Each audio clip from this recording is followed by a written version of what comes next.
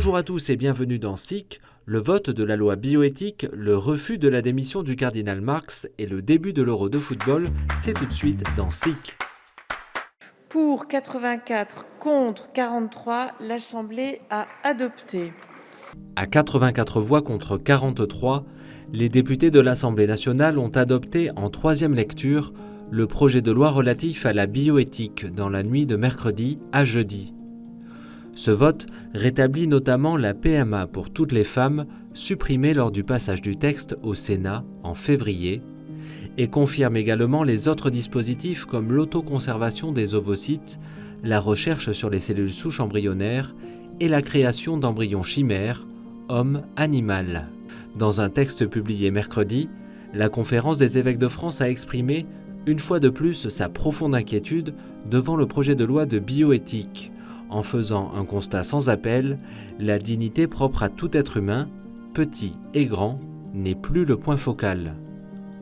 Les associations opposées de longue date au projet dénoncent elles aussi ce vote.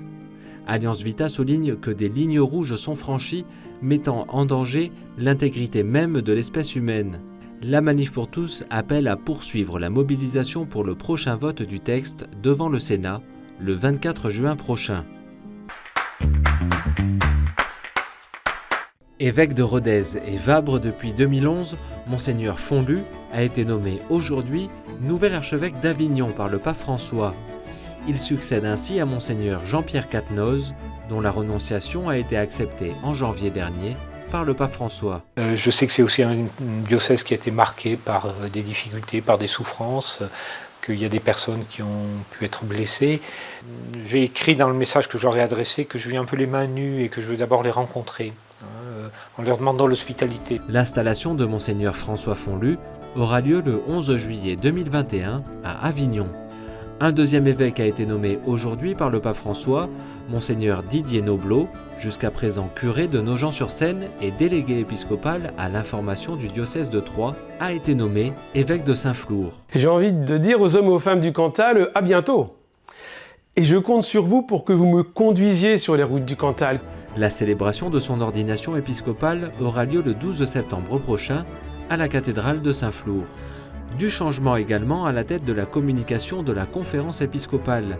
Karine Dalle a été nommée secrétaire générale adjointe et directrice de la communication de la CEF. Elle prendra ses fonctions en septembre. Hier, le pape François a refusé la démission du cardinal Marx.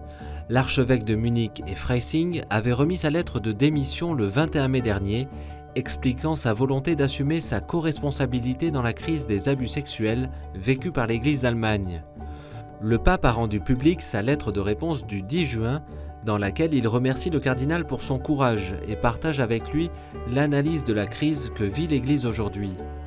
Revenant sur la volonté du cardinal Marx de se consacrer à la pastorale et à lutter pour un renouveau spirituel de l'Église, le pape lui répond « Continuez comme vous le proposez, mais en tant qu'archevêque de Munich et Freising ».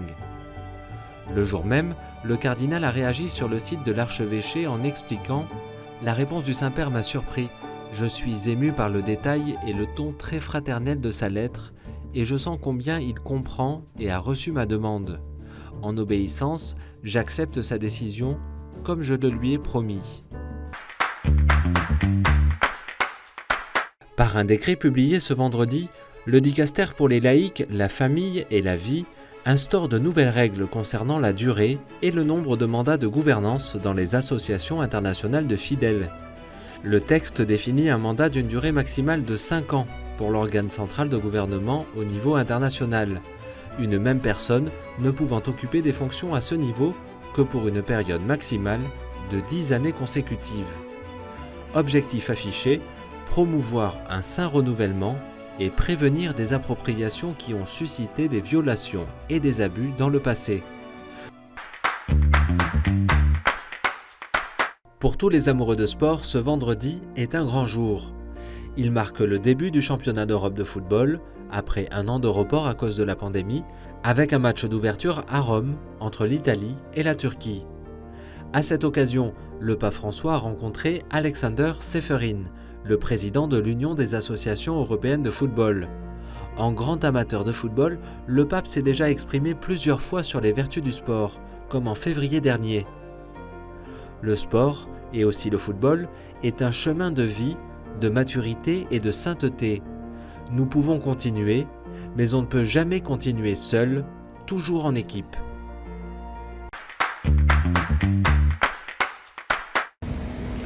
Seigneur, daigne bénir cette statue et que tous ceux qui porteront ce regard vers cet enfant, l'enfant que porte Joseph, puissent retrouver l'espérance, puissent retrouver leur dignité humaine et découvrir combien le chemin vers le ciel passe par les hommes. Une belle statue, une troupe d'une centaine de pèlerins et derrière les masques de grands sourires. C'est dans une ambiance joyeuse et priante que s'est déroulée la bénédiction de la Grande Marche de Saint-Joseph lundi dernier à La Défense, à Paris. C'est alors le début d'un grand projet, partir de la basilique du Sacré-Cœur de Montmartre pour rejoindre le sanctuaire de Cotignac le 15 août prochain.